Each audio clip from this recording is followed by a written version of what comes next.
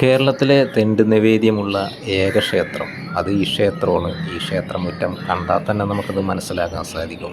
വർഷാവർഷം തെണ്ട് നിവേദ്യവും പൊങ്കാലയൊക നടത്തുന്നൊരു ക്ഷേത്രമാണ്. അപ്പോൾ ഈ ക്ഷേത്രമുറ്റം കണ്ട ഈ ക്ഷേത്രമുറ്റത്തിൽ നിറച്ച് ചാരമാണ്.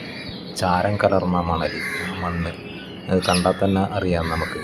നല്ലവണ്ണം കത്തിക്കാതെ എന്തായാലും മണൽ ഇതേപോലെ ആവില്ല ഈ മുറ്റം കണ്ടാൽ. നമ്മുടെ കേരളത്തിൽ ദണ്ഡ് നിവേദ്യമുള്ള ദണ്ഡ് ചുടുന്ന ആ ഒരു വഴിപാടുള്ള ഒരു ക്ഷേത്രം അത് ഈ ക്ഷേത്രം മാത്രമാണെന്നാണ് പറയുന്നത്. വേറെ ഏതെങ്കിലും ക്ഷേത്രമുണ്ടോ എന്നറിയില്ല.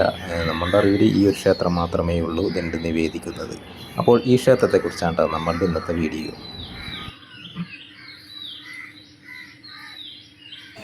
ഹലോ ഫ്രണ്ട്സ്, ഇത് കാളികുളങ്ങര ഭഗവതി ക്ഷേത്രമുണ്ട്.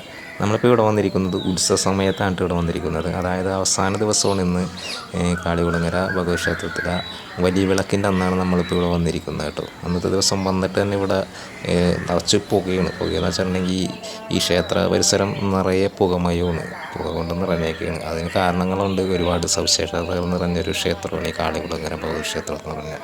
ഇവിടെ വിളക്കിനുള്ള സംഭവങ്ങളൊക്കെ ശരിയാക്കിക്കൊണ്ടിരിക്കുകയാണ്.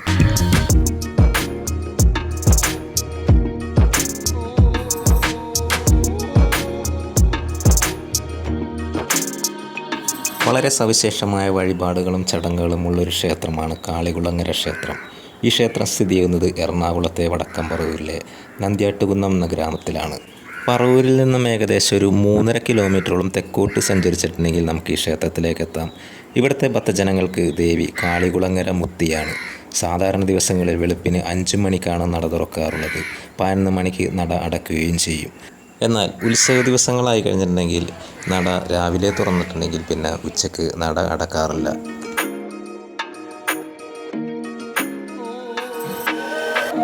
ദേവിയെ സേവിച്ചിരുന്ന ഒരു ഭക്തൻ്റെ കൈവശമുണ്ടായിരുന്ന ഭദ്രകാളി സാന്നിധ്യമുള്ള ഒരു ശില ഇവിടെ കുളത്തിൽ കുടിയിരുത്തി എന്നാണ് വിശ്വാസം.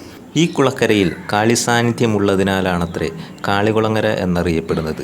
ആദ്യകാലത്ത് ഇതൊരു കാവായിരുന്നു. ചതുരാകൃതിയിലെ ചുറ്റമ്പലത്തിനുള്ളിലാണ് ശ്രീകോവിൽ. കിഴക്ക് ദർശനമായാണ് പ്രതിഷ്ഠ.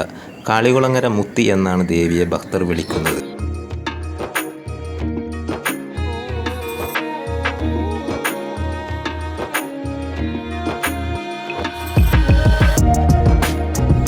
ഉത്സവ സമയമായി കഴിഞ്ഞിട്ടുണ്ടെങ്കിൽ പിന്നെ ഈ ക്ഷേത്ര പരിസരം നിറയെ പുകമയായിരിക്കുള്ളൂ. അതേപോലെ തന്നെ ഇവിടുത്തെ മണ്ണൊക്കെ ആകെ ചുട്ടുപൊള്ളുന്ന മണലായിരിക്കുള്ളൂ.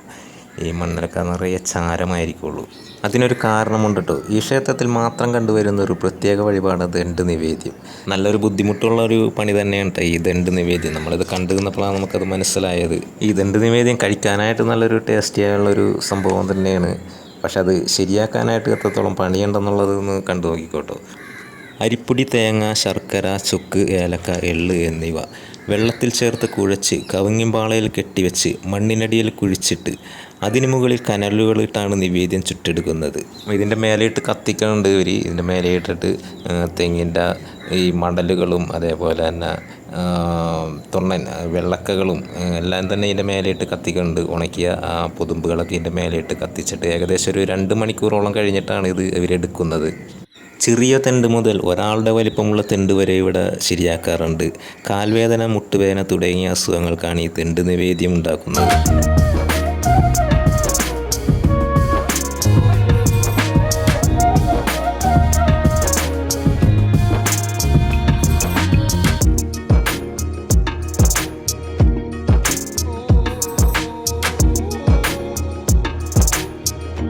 തെണ്ട് നിവേദ്യം പോലെ തന്നെ പ്രധാനപ്പെട്ടൊരു വഴിപാടാണ് ഇവിടുത്തെ പൊങ്കാല.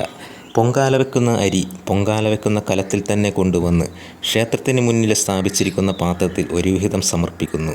അതിനുശേഷം കുരുതി കൊണ്ട് അടയാളപ്പെടുത്തുന്നു.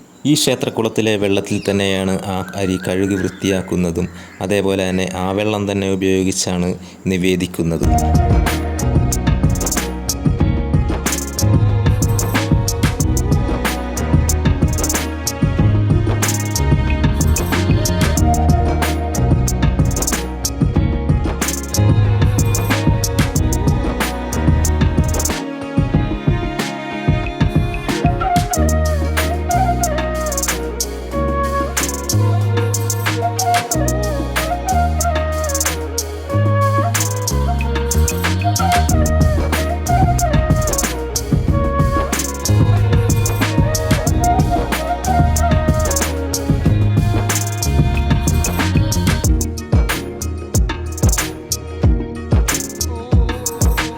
41 ദിവസം നീണ്ടു നിൽക്കുന്നതാണ് ഇവിടുത്തെ ഉത്സവം.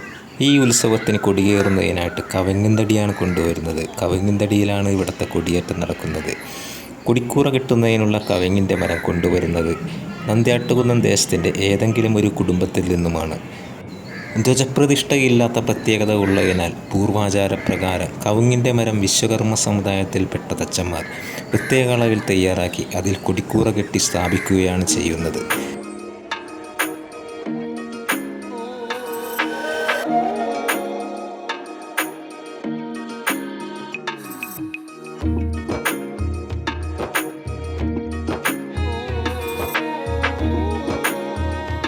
മകരം 1 കൊടി കയറിയാൽ പിന്നെ മകരച്ചൊവ്വയ്ക്കും ഇവിടെ പൊങ്കാലയും തെണ്ട് സമർപ്പിക്കുന്നു. ഉത്സവത്തിൻ്റെ 41 ദിവസം വലിയ വിളക്കാണ്. വ്രതമെടുത്ത ഭക്തർ 7 നിരകളുള്ള വിളക്കുമായി ക്ഷേത്രത്തിന് പ്രദക്ഷിണം വയ്ക്കുന്നു.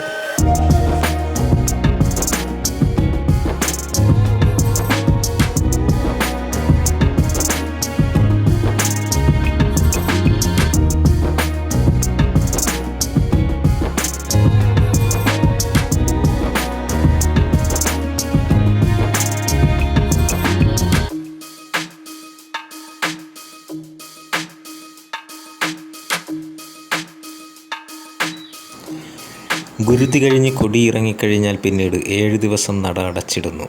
രൗദ്രഭാവമുള്ള ദേവതാ സങ്കല്പമുള്ള ക്ഷേത്രമാണ് ഇതെന്ന് നടയടപ്പ് ചടങ്ങിൽ കൂടി വ്യക്തമാകുന്നു. ആദ്യകാലങ്ങളിൽ സ്ത്രീകളായിരുന്നു ഇവിടുത്തെ പൂജകൾ ചെയ്തിരുന്നത്. കുലാചാര സങ്കല്പത്തിലുള്ള പൂജകളാണ് സ്ത്രീകൾ ചെയ്തിരുന്നത്. ഇന്ന് കാളികുളങ്ങര സ്ഥിതി ചെയ്യുന്ന നന്ദ്യാട്ടുകുന്നം ഗ്രാമത്തിന് തെക്കുമാറി താമസിച്ചിരുന്ന ഒരു വ്യക്തിയുടെ സേവാമൂർത്തിയായിരുന്നു ഇന്ന് കാളികുളങ്ങരയിൽ കുടികൊള്ളുന്ന ശ്രീ ഭദ്രകാളി. ജന്മിത്വം അടക്കി വാണിരുന്ന കാലത്ത് ജന്മിയുടെ സ്വാർത്ഥതയ്ക്ക് വേണ്ടി ആ വ്യക്തിയുടെ ഗൃഹം അഗ്നിക്കിരയാക്കപ്പെട്ടു. തൻ്റെ സേവാമൂർത്തിയോടുള്ള സാധനയുടെ സിദ്ധിയാൽ ഈ അപകടം നേരത്തെ മുൻകൂട്ടി തിരിച്ചറിയുകയും ആ വ്യക്തി തൻ്റെ കുടുംബത്തെ അവിടെ നിന്നും ആദ്യം തന്നെ മാറ്റി താമസിപ്പിക്കുകയും ചെയ്തു. പിന്നീട് തൻ്റെ ഗൃഹത്തിൽ കുടിയിരുത്തിയിരുന്ന ശിലയുമായി അദ്ദേഹം പലായനം ചെയ്തു. നന്ദ്യാട്ടുകുന്നം ദേശത്തിലെത്തിയ വ്യക്തി ഇവിടെ കാവും കുളവും കാണുകയും കുളത്തിലിറങ്ങി ക്ഷീണം മാറ്റിപ്പോകുവാൻ തീരുമാനിച്ചു. അടുത്ത് തിരിതെളിച്ച കാവ് കണ്ടപ്പോൾ തൻ്റെ പക്കലുണ്ടായിരുന്ന ശില കുളത്തിൻകരയിൽ കുടിയിരുത്തി. ആ കുളത്തിനരിയിൽ തെങ്ങിൻകള്ള് ചെത്തുകയുണ്ടായിരുന്ന ആളെ വിളിച്ച് അവിടെ നിത്യവും ചെയ്യേണ്ട കാര്യങ്ങൾ പറഞ്ഞു കൊടുത്തു. അങ്ങനെ അദ്ദേഹത്തിൻ്റെ സേവാമൂർത്തിയായിരുന്ന ശ്രീ ഭദ്രകാളി നന്ദ്യാട്ടുകുന്നം ഗ്രാമത്തിൻ്റെ ദേവതയായി ആ കുളത്തിൻകരയിൽ വാണു. ആ കുളമാണ് ഇന്ന് ക്ഷേത്രത്തിന് മുന്നിൽ കാണുന്ന 2 നേരം വിളക്ക് വെക്കുന്ന ആ കുളം. കാക്കനാട് തറവാട്, കുറുമുട്ടം തറവാട്, തച്ചേരി തറവാട് ഈ കുടുംബക്കാർക്കായിരുന്നു അവകാശം. ഇതിൽ തച്ചേരി തറവാട്ടിലെ സ്ത്രീകളായിരുന്നു ആദ്യകാലങ്ങളിൽ പൂജകൾ ചെയ്തിരുന്നത്. ആദ്യം ഇവിടുത്തെ വലിയ വിളക്ക് എഴുന്നള്ളിച്ചപ്പോൾ പറവൂർ തമ്പുരാൻ്റെ ഗൃഹം അഗ്നിക്കിരയായി എന്ന് ഐതിഹ്യം പറയുന്നു. അവിടെ കാണുവാനിടയായ ചിത്തുകാരന് പറഞ്ഞുകൊടുത്ത മാതൃകയിലാണ് വലിയ വിളക്ക് ഇവിടെ പണ്ടുണ്ടായിരുന്ന വിശ്വകർമ്മ സമുദായത്തിൻ്റെ സഹായത്തോടെ നിർമ്മിച്ചത്. വളരെ സവിശേഷമായ വഴിപാടുകളും ചടങ്ങുകളുമുള്ള വടക്കം പറവൂരിലെ കാളികുളങ്ങര ഭഗവതി ക്ഷേത്രം. ഈ ഭഗവതി ക്ഷേത്രത്തെക്കുറിച്ചുള്ള വീഡിയോ ഇവിടെ അവസാനിപ്പിക്കേണ്ടോ. അടുത്ത വീഡിയോസുമായി വീണ്ടും കാണുന്നതുവരെ എല്ലാവർക്കും ഗുഡ് ബൈ.